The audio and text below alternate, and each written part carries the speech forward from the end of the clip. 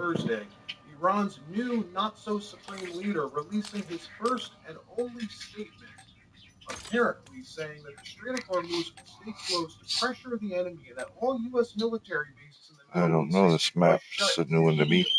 That the only way for this war to end, he said, Oh, is with the maybe I U.S. played it once. permanently out of the Persian Gulf.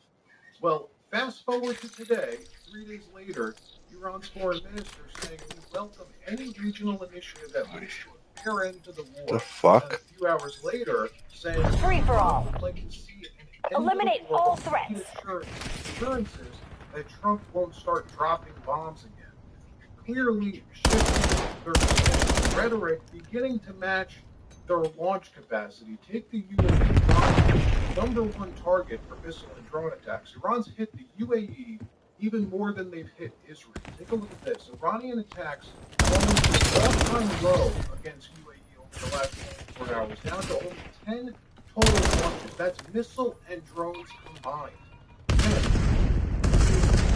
Like what we see on X, all this sensational data showing Iran's capacity is entering a new low. Their strategy, folks, is to maintain enough launches to claim that they haven't given up entirely. They can't stop launching completely. Oh.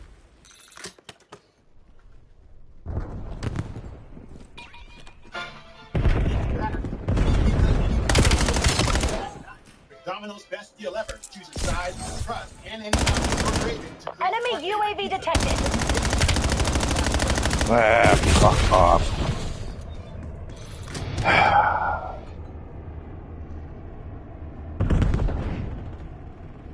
But they don't want to send enough to inflict any meaningful damage. If they do, they risk all their missile launchers. Their objective here is survival. If they can hold out long enough for the U.S. to agree to a ceasefire, the regime may live to see another day. At the moment, a flotilla of Navy ships with 5,000 Marines heading to the Persian Gulf, including an amphibious ready group, an attached Marine expeditionary unit. An amphibious ready group typically includes an assault ship, 2 which is at minimum 2,200 Marines. A lot of people think is to take Karg Island. That this amphibious ready group is going after Karg Island. Obviously, we don't know, but what we do know for sure is that they're going to be helping to secure the Strait of Hormuz. One way or another, the president says the strait will reopen. It has to.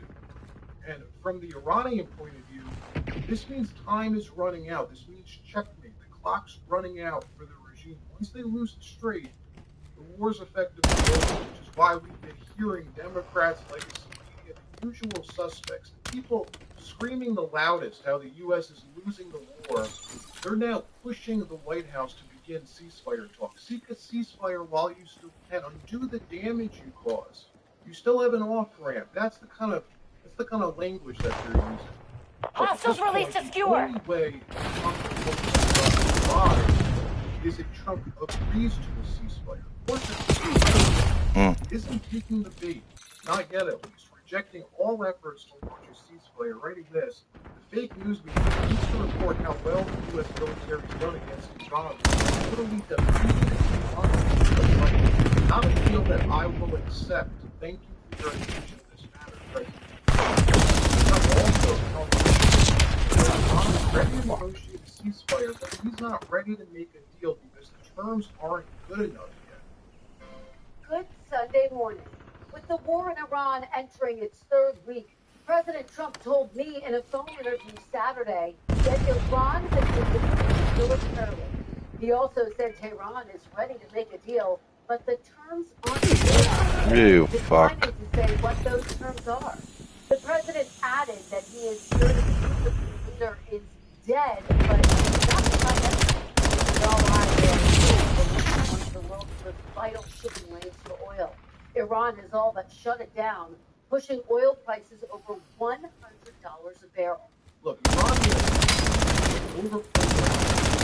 gave the world the impression that they, Iran, control the world, and that they decide who's allowed to transit the Strait of Hormuz, hitting tankers from all sorts of strategy, only targeting U.S. and Israeli tankers. They didn't do that, though. On Thursday, Iran saying that no one's allowed to transit the strait.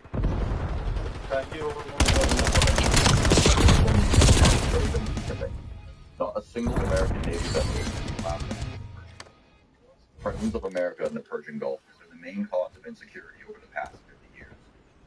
It is not possible to establish security in the region without America's exit from the Persian Gulf. Later on Friday, teasing out that they will work with other countries to be able to transit the strait if they settle their transactions instead of dollars. That was Thursday, then Friday. What happened Friday night after the party was closed? Oh, really, you President fuck. Trump warning them moments ago at my direction, U.S. Central Command executed one of the most powerful bombing raids in the history of the Middle East and totally obliterated every military target in Iran's crown jewel, Karg Island. Our weapons are the most powerful and sophisticated weapons ever built. I have chosen not to wipe out the oil infrastructure on the island. However, should Iran or anyone else do anything to interfere with the free and safe passage of ships through the strait, I will immediately reconsider this decision. Well, Iran getting the message, recalculating their strategy today, their foreign minister saying the Strait of Hormuz is open. Anyone except the U.S. and Israel. No more talk about intermediaries or transacting with Iran. More than perhaps won't stop you, which again is technically the right strategy for Iran to take. When we talk about the Strait of Hormuz, which is such an important transit point for global trade, we have not closed this strait. They are not coming themselves because of the insecurity which is there because of the aggression by the U.S.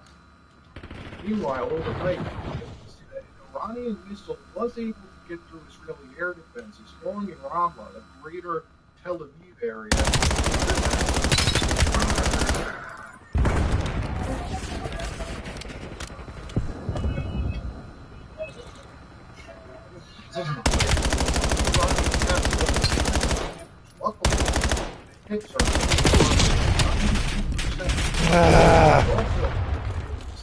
Iraqi militia used a drone to successfully strike the U.S. embassy in Iraq yesterday, hitting the U.S. radar. The U.S. State Department told the to get out of the country immediately, releasing this security alert yesterday evening. U.S. citizens should leave Iraq now. We've also been able to see that Iran semi-official statement reporting 20 people have been arrested after being accused of transmitting location data on Iran's military and security assets, giving that data to Israel. Yes, Iranian citizens have very detailed phoning in coordinates, even as small as 2 to 3 groupings of prestige or IRGC forces are targeted.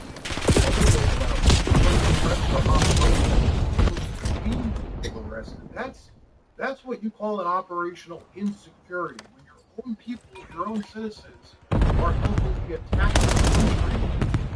When that happens, you've got problems. Look, at this point, Iran is one part of the place.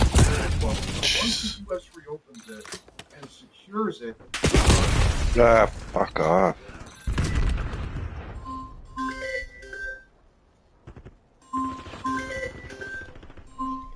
Probe research, fuck you. Skewer incoming!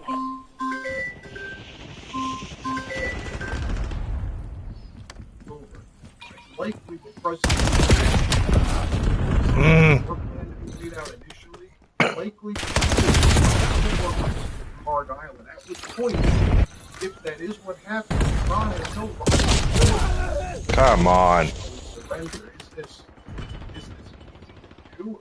No, it's not. If you look at the strait, it's like the last place the U.S. military would want to go.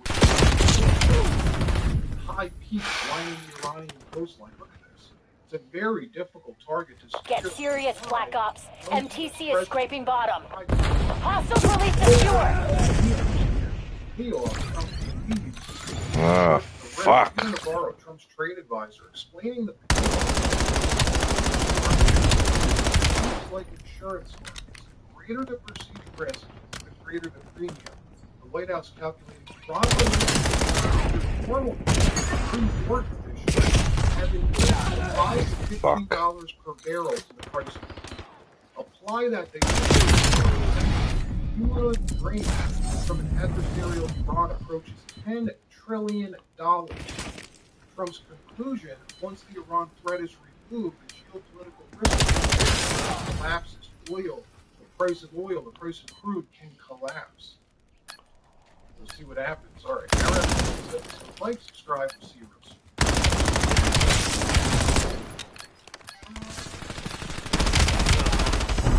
Everybody failed. This operation needs a hard reboot.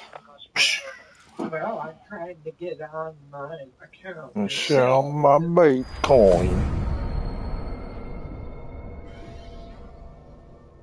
Breaking. It is Sunday, March 15th. Welcome.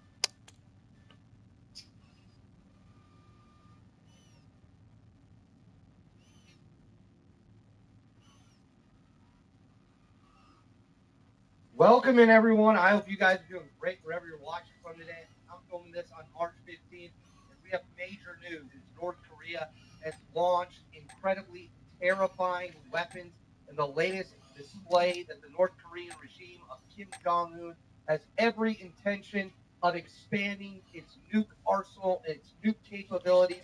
So we have a lot to get into, as well as they are testing other cruise missiles, ship-launched cruise missiles. Allegedly, you got to say allegedly a lot with North Korea. I know we've been talking a lot about Iran, but this situation in North Korea is starting to gain some serious buzz, and it comes after we pulled out a missile defense system from South Korea. Now North Korea poking and prodding, seeing what they can get away with. So we got a lot to get into. Before we do, as always, please make sure to like and subscribe. Totally free content. Free for all. Nothing at all. Huge. The guild is hiding something. Let me know. Let's dig that shit up. Problem in the comments below.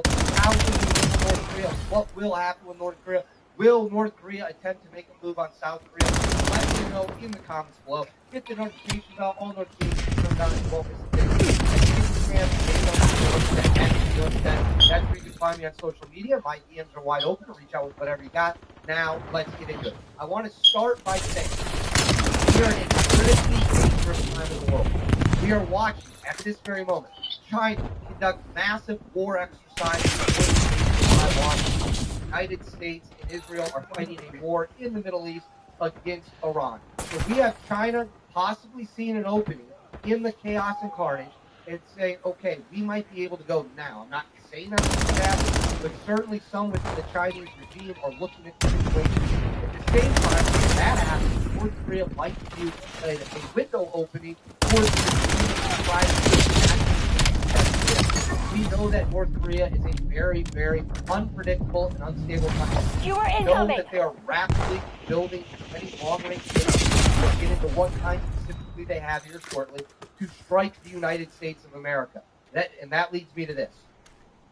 So on March 14th, yesterday, it was announced, this comes from Reuters, it says North Korea fired more than 10 ballistic missiles into the sea on Saturday. They're conducting a massive. Why is that important? Those ballistic missiles, which we're going to get into in a little bit here, have the capability of hitting the United States and carrying nuke warheads. That is right, nuclear warheads that could wipe out entire cities. And they are now trying to build it as fast as they can, rapidly as they can, to try to gain leverage with the United States. And one of the things North Korea does not do that all other countries with missiles do, they don't notify anybody before they launch. They just test them, and I guess we just hope they're not coming at us, right? So they are a very rogue regime. So they fired 10 ballistic missiles into the sea on Saturday as the U.S. forces conducting Hostiles military released drills. obscure. President Trump is attempting renewed overtures towards Pyongyang to dialogue. This will launch in the area near the capital Pyongyang around 1:20 p.m. towards the sea off the country's east coast. So heading towards the Japan's Coast Guard said it detected what could be ballistic missiles that fell in the sea. It appeared to have fallen outside Japan's economic zone. So right here, this comes from U.S. Indo-Pacific. The Democratic People's Republic of Korea launched multiple ballistic missiles on March 14, 2026. We are aware of the missile launches and are consulting closely with our allies and partners. Based on our current assessment, they do not pose an immediate threat to the U.S. or our allies. The U.S. remains committed to the defense of the U.S. homeland and our allies in the region. So they are testing right now nuke-capable missiles that could end the world if they were fired. If they fire their nukes, we're going to fire ours. Here's something else that you might find very interesting. We will send submarines, I guarantee you. We will send submarines into the area they fell. We will pick up their missiles off Clean the it ocean up, Black floor. Ops. This isn't over And yet. we will study them to figure out their capabilities. Now, the two missiles, everyone should be worried about the most. The Hwasong 19, which was put into service in 2024. It is 92 feet long. It can go 9,200 miles, capable of hitting anywhere in the United States of America. That is it right there. This is one of their newest missiles, one of the ones they could have been testing. The other one that is terrifying as hell is the Hwasong 18, which went into service in 2023. Range in of 2,300 miles, and it weighs 60 tons, and it is nuke-armed and MIRV, which means multiple independent re-entry vehicles. So that is a look at that one. Those two missiles are the tip of the spear of the North Korean nuke arsenal, nuke deterrent, whatever you want to call it. So they are testing these missiles. Again, it's insane because they don't tell anyone before they fire, which means if they ever decide to fire, we could think that it's coming, and it turns out to be a real attack. Very, very, very dangerous, very dangerous situation, very, very nerve-wracking. Now, to make this situation even more dangerous, it says the U.S. Department has discussed relocating air defense systems, including the Patriot surface-to-air missile and THAAD, Terminal High Altitude Area Defense, batteries with the U.S. Army Pentagon Air Base and other sites in South Korea to the Middle East amid the ongoing conflict with Iran, despite protests from the Korean government and President Kim Jong-un. According to Yonhap, a senior defense official claimed that U.S. forces remain focused on ensuring a combat credible force posture in South Korea, despite reports suggesting that a large number of air defense systems are being withdrawn from the country, and with all components of THAAD batteries designed for the U.S. FTA have been redeployed to the Middle East. So this is something we have to at this moment. We are pulling air defense units out of Asia, out of South Korea. We are rushing them to the Middle East to replace damaged air defense systems and provide more coverage for the area as the war against Iran rages. And as soon as we pull them out, literally as soon as we pull them out, what does North Korea start doing? Testing long-range, nuke-capable ballistic systems. That is not an accident. That is them trying to send Hostiles released obscure. That is them trying to terrify South Korea. So we are losing our enemy care package dropping. Going to the Middle East, and now we're getting very provocative action from the Middle East. Now, last peanut buttery and bodega. First time ever, cryptocurrency exchanges are sending your trades to the IRS. You've probably already got emails from each cryptocurrency exchange that you use sending you a Also RCXD incoming. I'm Duka, the founder of Awaken, and we've made a very easy flow of direct topics. In this video, we're going to talk first, what is the new 1099 case? How does that impact your taxes? And third, how can you automatically enable this inside of Awaken? So first of all, what is the new form? Guild teams are bugging out. Figure out what they were hiding. Losses as well as the trades done throughout the year. Now they are also now testing cruise missiles that can be launched